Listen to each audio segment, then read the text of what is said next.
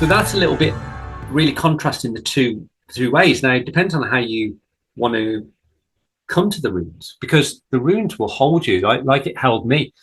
They held me in terms of my looking at it from a left brain, my as Ian McGilchrist talks about, the left brain understanding, the systematic boxing it into definition, form, rune, shape, lay them out, read. Oh, you're going to have this happen. You're going to have this happen. But then when you get into the mythic side, it holds you as well. And it's one of the only systems that I've come across that does that, actually. And it's quite nice to do that and not have a prescriptive as well. Like with tarot, you see the picture and then you read into the picture. But with the rune, it's a shape. It's the starkness of the shape. So when we typically look at the runes, this is how I did it, first of all. I looked at the shape, didn't really understand that they were an alphabet in themselves. And we have 3 sets of 8 called eighties or eta. And that's kind of where we get 8 from in the Norse. So in the English, from the Norse language, 8, eighty. And so within runology as well, there's this, or there's a thought, it's on fringe runology, that actually this letter here, fehu, doesn't belong there, belongs down here. We're not going to go with that into tonight, because that's a huge topic in itself. Why it would be hidden, why it would be transposed, why it's hidden. As I say, why it's hidden. My thought on it is that it's like, I remember studying tarot, and the person who was teaching me tarot said, if you look at the trousers on this picture, what color are they? And I said, red. I said, yeah, that's good. And I said, right. And they said, but they're not meant to be red. I said, but they're red. Well, yes, but that's because you would be tested up to a certain level, and then you would be given the information that they're not really red. There should be another color. And what it was to distinguish people going through grade boundaries within mystery schools. So if you turned up and said, I'm level 7, and they'd say, well, what color are the trousers? And you go, oh, they're red. They would know that you're really only in the whatever level. So it's a way of distinguishing people. And this has huge ramifications when we get into numerology, because each of these has got a weighting to it, a number. And there's this wonderful, and then again, I'm not going to go too far into it, but there's this wonderful thing called ALU, Alpha Lima Unicorn. And it's the basis of a lot of magical systems. And if you look at the runes, how they are in the Futhark, then when you transpose the numbers, you get the wrong runes associated with them. But when you shift everything up so that you are dealing with an Uthark, then all the numbers, all the magical systems, everything kind of coalesce and snaps into place. And so it's thought that you had Futhark for the uninitiated, and you had Uthark in the mystery schools. As I say, that's quite a controversial thing, and there could be a whole course put on it. I might do a course at some point on that. But this is the reason why I personally follow. I'm showing tonight the Futhark, but I personally use Uthark for my progression. So this system was in place around 160 CE to 700 CE. And then what happens is, as I say there, we tend to look when we study runes, and we generally think that there's one version of runes, but there was variants. This is the Elder Futhark with variations, and it's in a book called Rune Law by Edred Thornson. And I've given you the ISB in there if you want to note that down. But hopefully you can see that we've got our standard Futhark here. And because there wasn't a school that you went to when people were learning this, they kind of had to start to carve runes. They had to learn runes. They'd get some kind of faint idea about the runes, and then they'd approximate them. So when we look at urus, for instance, people were stylizing and using runes in a very different way because there was no standardization. You've got this point that looks like a lopsided arrowhead, and then we've got a kind of looks like an N, a stylized N, and then we've got an N which curves. And when we look down at number 9 here, we can see that it's an N or an N with 2 bars. And this is one of the problems that we find within runology when people try to go back and read runes. If you haven't associated the different variations, then they're kind of a bit of a mystery. Because then we get on to the younger Futhark. So the younger Futhark came around about 700 onwards, 700 CE onwards. And so you can see there that we've got very different. First of all, it's shorter. And if we go back and look at number 15, which is Algiz in the older Futhark, we see that actually it's now 16 and it's been turned upside down. And 14 is Algiz, but there's variations. So there's effectively a little round disc with a stick in it, or there's what looks like a trident, so or a little diamond with a stick coming down.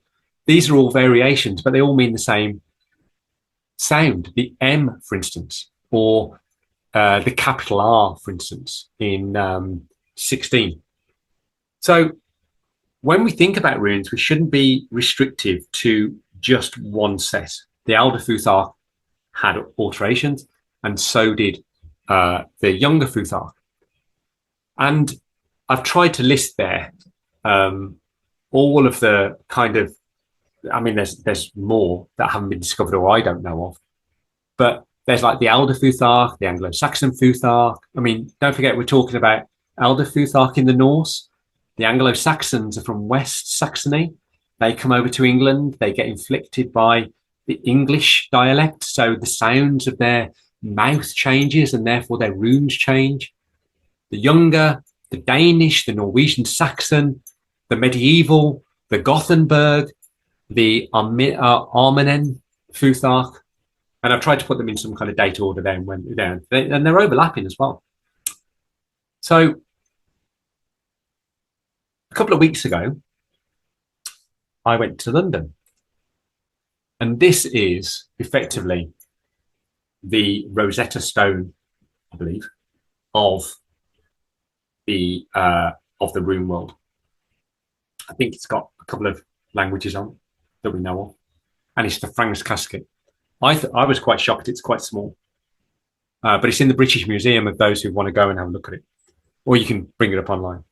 And it was really emotional, actually, because it's like, even though I have kind of Norse lineage in my bone memory, you know, I've sat with Saxon. I was born in Mercia. And I know that Mercia is a big area, but I was under the kingdom of Mercia, which was in the Danelaw at one point. But then all my ancestors would have intermingled, and at some point there would have been Saxon and Norse blood. But my lineage, I feel into it. I feel into my bone memory, and it's there. It's the Norse, a little bit of Saxon. But this comes from the Saxons, and it's emotional because I'm touching, or I'm looking. I can't touch it, obviously. But I'm looking at something that my ancestors, may have been my ancestors, sat there and carved. You know, that's a powerful trip to look into the history of your people and just think of somebody sitting at a desk, sitting at a table, taking that whalebone and etching. That's a powerful thing. And then I went round the exhibit, and this thing called a sex, which is Old English for knife. And again, somebody's held this.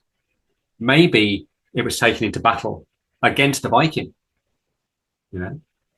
But here we can see that there's this other set of runes here. We can see they look almost identical to the Norse runes, to the older Futhark, but we're looking definitely at a Saxon. I mean, this is the dead giveaway here. This isn't in the Elder Futhark.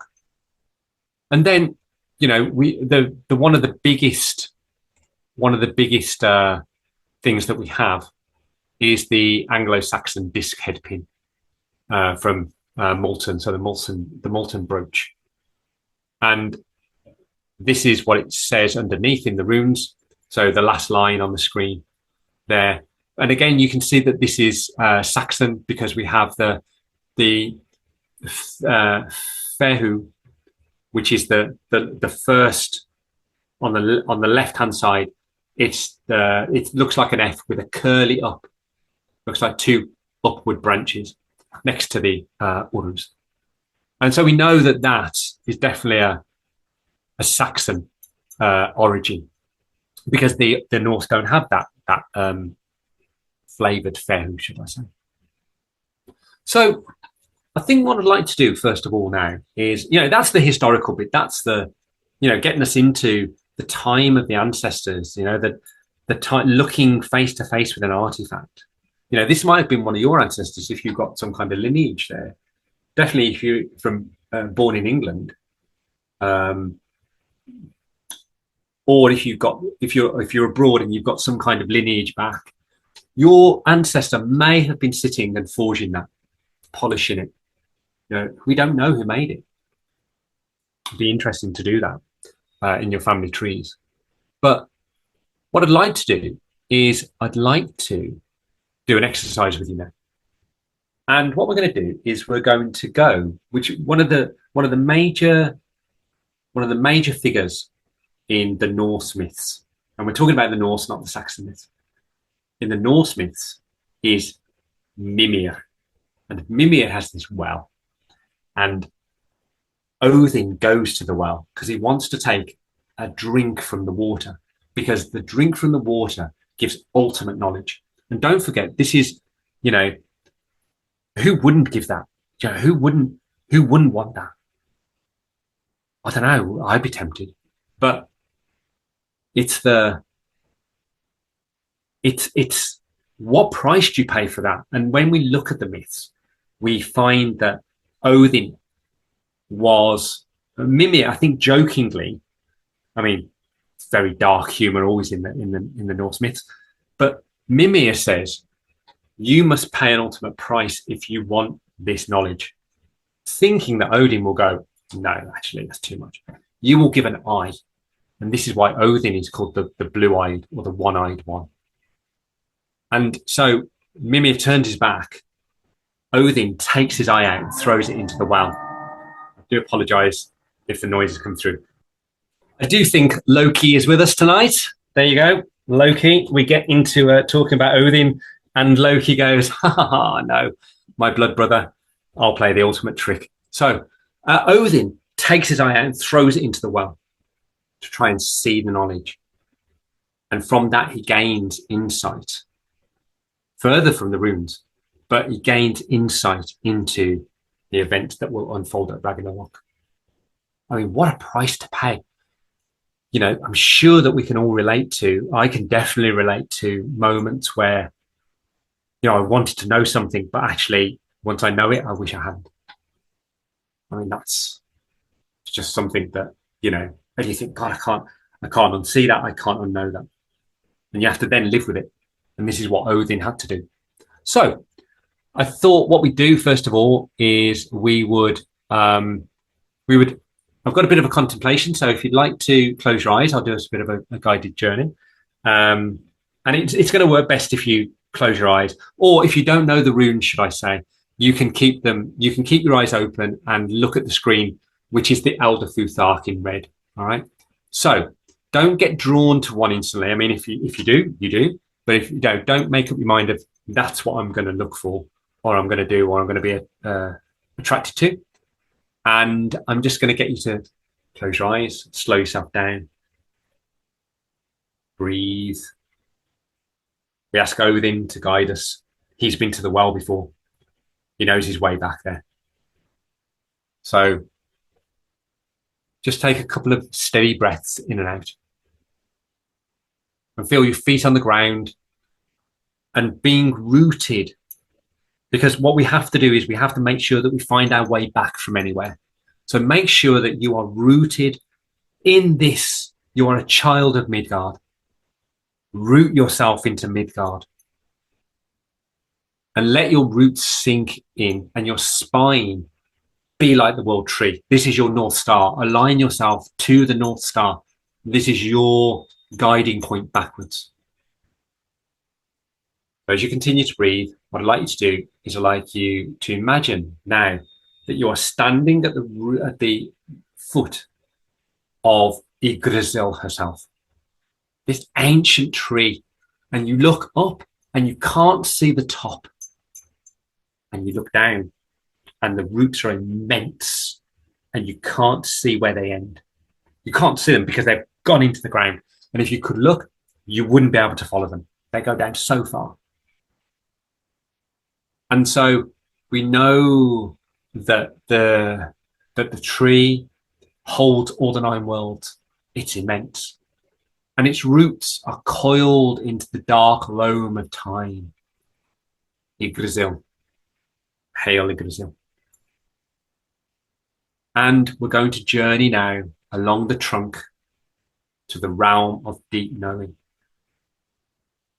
So as you continue to breathe, you look and a path opens in the tree.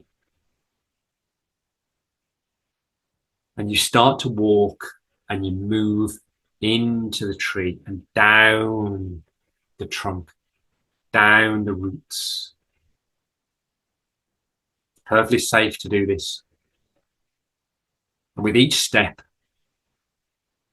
you go into the past.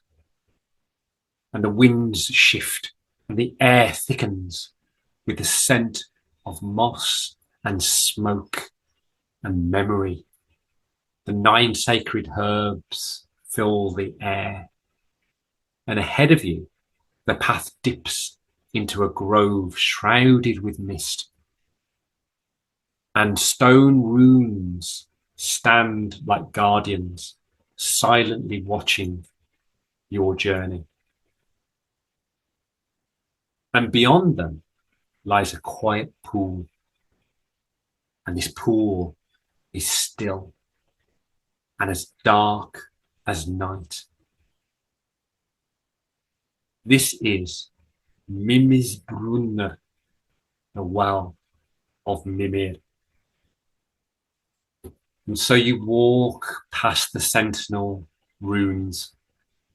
And if one of them catches your eye, just note and just say thank you to it. And so you kneel before the pool now, besides it. And the waters don't shake or move, even though you've come to the side of them. This is the well of wisdom. And it's watched over by Mimir, the wise one who gave knowledge to Odin. Effectively gave him the drink for the sacrifice, or allowed the drink to be taken. And Mimir stands there and he doesn't talk, but he allows you to look into the pool, but you're not allowed to drink the water. You are allowed to look. And as you look and look, all of a sudden a ripple comes on the surface of the deadly still pool, and a shape presents itself just under the water.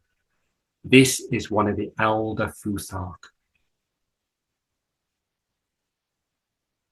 What I'd like you to do is I'd like you, without touching the water, to ask for a word associated with this room. So just ask and take a moment. Continue to breathe. Let the rune and the word work upon your very bone memory and take residence in your bone house. It might be a sound if you're not a visual person or a wordy person. You may feel it, you may smell it, you may taste it. I remember when I was doing a lot of psychic work, I would work on the level of feeling and taste sometimes and smell. Very rarely vision. So I'd like you to use whatever sense, because Mimir is wanting to give you this information by letting you be at that well. He knows why you've come, but you are not allowed to touch the water. This is Mimir's water. And so now, as you have the word, you have the sound or the smell or the taste, you have the rune, then just take that feeling into your heart and let it rest there like a seed. At the moment, you may not know the bigger meaning of this rune, but you may. And Mimir watches in silence. And gently now you rise and return along the path. And the mist clear. And Yggdrasil's root beckons you upwards. And as you climb back up the path, past the rune rose, up the root, up the path, you find that you are coming back into Midgard. And so just let yourself come to that place that you started from.